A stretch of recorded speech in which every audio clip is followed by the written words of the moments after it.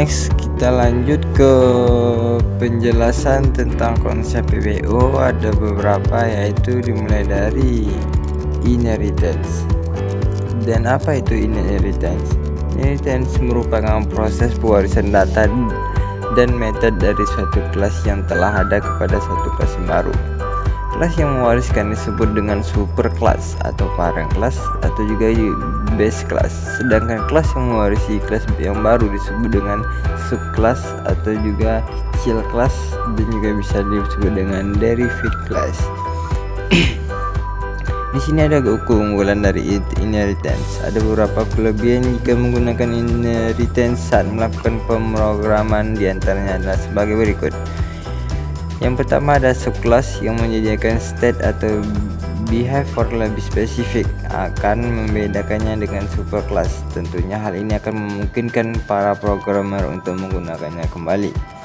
Yang kedua ada para programmer yang menggunakan Java dapat mendefinisikan superclass khusus yang sifatnya generik, misalnya abstract class. Gunanya untuk mendefinisikan kelas dengan behavior dan state secara umum. Dan yang kedua ada konsep PBO ya, dengan yang kedua ada konstruktor. Sini ada konstruktor. Apa itu konstruktor? Konstruktor adalah metode khusus yang dijalankan secara otomatis pada saat sebuah objek dibuat, yakni saat proses instansiasi. Dalam bahasa Jawa, konstruktor dibuat dengan cara menulis sebuah metode yang namanya sama dengan nama kelas. Sebagai contoh, jika kita memiliki kelas laptop, maka function konstruktor juga harus bernama laptop. Konstruktor biasanya digunakan untuk inisial atau menyiapkan data untuk kelas. Oke, di sini ada konsep yang ketiga, yaitu ada encapsulation. Salah satu apa itu encapsulation?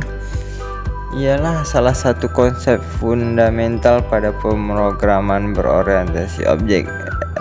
Encapsulation menggambarkan suatu ide untuk membungkus data dan metode yang bekerja pada suatu data dalam suatu unit. Hal ini memberikan batasan dalam mengakses suatu variabel dan metode secara langsung. Adapun manfaat encapsulation network adalah bisa dianggap sangat menguntungkan sebab terdapat fitur yang bermanfaat jika menggunakan konsep ini. Yang pertama adalah fitur yang dikutip dari Binus University, yaitu penyembunyian informasi atau dengan information hiding. Sini sangat menguntungkan karena bisa menyembunyikan informasi. Yang kedua adalah modularitas. Baik, di sini ada konsep PBO yang berikutnya, ada overloading. Overloading adalah deklarasi metode maupun konstruktor lebih dari satu kali pada kelas yang sama. Terdapat beberapa syarat overloading, yaitu yang pertama memiliki jumlah parameter berbeda. Yang kedua juga jika jumlah parameter sama, tipe data harus berbeda. Jadi metode overloading adalah mendeklarasikan metode pada suatu kelas lebih dari satu kali. Metode yang mengalami overloading disebut dengan metode overload atau overload method. Adapun di sini juga hampir sama dengan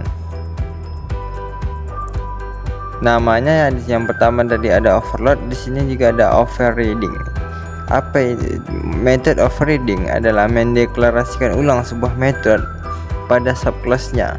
Berbeda dengan overloading, yang mana metode dideklarasikan lebih dari satu kali pada kelas yang sama. Maka dari overriding, metode dideklarasikan kembali pada subclassnya. Metode yang meng-override disebut override method, sedangkan metode yang di-override disebut sebagai override method.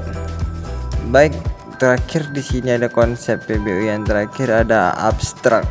Apa itu abstract class? Adalah sebuah kelas yang tidak bisa diinstansiasi atau tidak bisa dibuat menjadi objek dan berperan sebagai kerangka dasar bagi kelas turunannya. Di dalam abstract class umumnya akan memiliki abstract method. Abstract method adalah sebuah metode dasar yang harus diimplementasikan ulang di dalam kelas anak. Abstrak method ditulis tanpa isi dari metode, melainkan hanya signaturnya saja. Signatur dari sebuah metode